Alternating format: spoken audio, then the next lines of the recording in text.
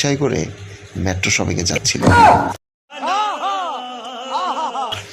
সংসদ ভবনের পাশেই তানজিলাকে দেখলো একা বসে আছে। তো সোহেলের মনে একটু দুষ্টু বুদ্ধি আসলো।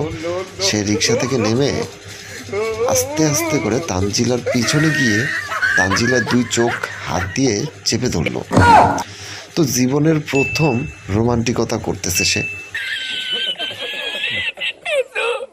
সোহেল নিজেও ঘাবড়ে গেছে, তার মুখ দিয়ে কোনো কথা বেরোলো না।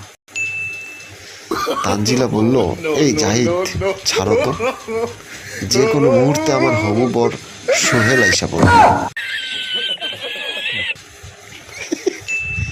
সে এইভাবে আমাদের দেখলে কি ভাববে বলো তো? এমনিতেই বোধাইটা আমার প্রেমে হাবুডুবু খাচ্ছে। এই অবস্থায় দেখলে হাত আরামটা হার্ট ফেল করলে